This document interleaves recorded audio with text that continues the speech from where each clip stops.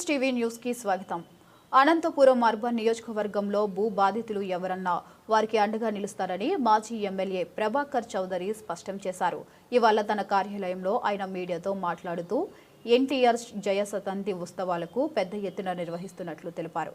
అలాగే అనంతపురం నగరంలో ఇటీవల డబుల్ రిజిస్ట్రేషన్లు, భూ ఆక్రమణలు ఎక్కువగా జరుగుతున్నాయి అన్నారు. ఇక అలాంటి వారిలో ఎంతో మంది బాధితులు తనను కలిశారని, వీటన్నిటినీ రాష్ట్ర ముఖ్యమంత్రి చంద్రబాబు నాయుడు అలాగే మంత్రి నారా లోకేష్ దృష్టికి తీసుకువెళ్లామన్నారు. ఇలాంటి భూ ఆక్రమణలను, డబుల్ రిజిస్ట్రేషన్లు తెలుగుదేశం పార్టీ ఉపేక్షించదన్నారు. అయితే బాధితులు ఇందుకోసం పోరాడాల్సిన అవసరం ఉందని, వారికి అండగా కూడా ఉంటామన్నారు. ఇందులో అధికారులు తప్పుందా లేదా, ఎవరు దీని వెనుక ఉన్నారన్నది లోతుగా విచారణ చేస్తేనే బయటపడుతుందన్నారు. ఇక తాడిపత్రిలో జరుగుతున్న అంశాల గురించి తాను జోక్యం చేసుకోబోనని, అందుకు జిల్లా మంత్రి పైవుల కేశవ్ వంటి వారు ఉన్నారని ప్రభాకర్ చౌదరి స్పష్టం చేశారు.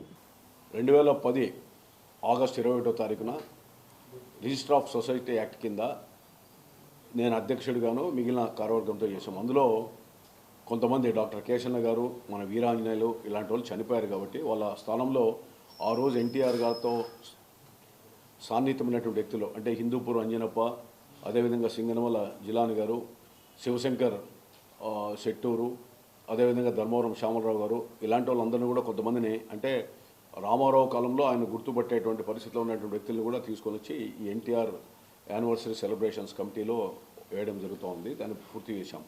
ఇందులో భాగంగానే అంతర్జాతీయంగా అనేక రాష్ట్రాల్లో, దేశాల్లో ఎన్టీఆర్ శతజయంతి ఉత్సవాలు జరిగేటువంటి కార్యక్రమంలో భాగంగా అనేక ప్రాంతాల్లో ఆయన కుటుంబ సభ్యులు కానీ మిగిలినందరూ కూడా పార్టిసిపేట్ చేస్తున్నారు. మనం కూడా అక్టోబర్ 28 ఇక్కడ అనంతపూర్లో పెడదామని చెప్పి నిర్ణయం తీసుకొని ఆ కార్యక్రమానికి ఉపక్రమించాం.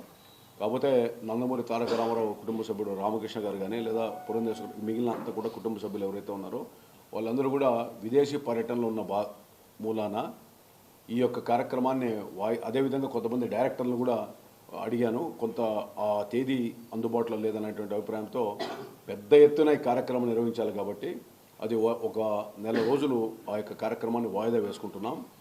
వేసుకున్న తర్వాత ఈ రాయలసీమ ప్రాంతం 4 జిల్లాల్లో సినీ రంగంతో పరిచయం ఉన్నటువంటి వ్యక్తులు అంటే ఒక డైరెక్టర్గా కావచ్చు, ప్రొడ్యూసర్గా కావచ్చు, యాక్టర్గా కావచ్చు, సింగర్గా కావచ్చు, మ్యూజిక్ డైరెక్టర్ కావచ్చు, ఈ విధంగా ఉన్నటువంటి వ్యక్తులంతా కూడా లిస్టును సేకరించాం. ఈ రాయలసీమ ప్రాంతానికి సంబంధించిన అందరినీ కూడా పిలుచుకొని వచ్చి అక్కడ ఆ రోజు సత్కరిస్తాం. అంటే సినిమా రంగంలో వాళ్ళు చేసినటువంటి సేవలు ఏవైతే ఉన్నాయో అందులో వయో వృద్ధుల లేదా యువకుల అనేది కాకుండా సినిమా రంగానికి సేవలు అయితే అందించారో ఆ రోజు ఎన్టీఆర్ అవార్డ్స్ ఇద్దామని చెప్పి అనుకున్నాం.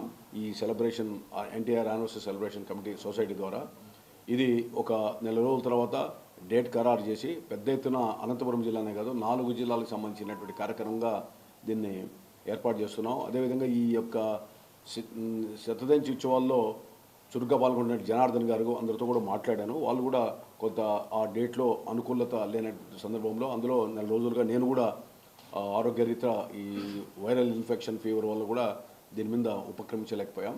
సో ఏదేమైనప్పటికీ కూడా ఒక నెల రోజుల తర్వాత నవంబర్ ఆఖరి డిసెంబర్ మొదటి వారంలో పెద్ద ఎత్తున అదే ప్రాంతంలోనే ఈ కార్యక్రమానికి శ్రీకారం చుడుతున్నాం. రాయలసీమలో 4 జిల్లాల్లో ఉన్నటువంటి వాళ్ళందరూ కూడా మీరు కూడా పాత్రికేయులు కూడా ఇవ్వండి. ఎందుకంటే ఉదాహరణకు ఒక పాట రాసినటువంటి వ్యక్తి ఒకే పాటతోనే హిట్ అయినటువంటి వాళ్ళు ఉన్నారు. ఈ విధంగా ఉన్న వాళ్ళంతా కూడా రామారావు గారి యొక్క సినిమా రంగం నుంచి వచ్చి పేరు ప్రఖ్యాతులు సంపాదించి రాజకీయ రంగంలో కూడా రాణించినటువంటి అనగారిన వర్గాల, బలహీన వర్గాల ఆరాధ్య దైవంగా ఆయన ప్రజల హృదయాల్లో నిలిచిపోయాడు. ఆయనతో కూడా చనిపోయేంత వరకు నాకు ఆయనతో సంబంధాలు ఉన్నాయి కాబట్టి అందుకనే ఆ కుటుంబ సభ్యులతో పాటు మిగిలిన అందరూ కూడా పిలిపించి పెద్ద ఎత్తున చేస్తున్నాం.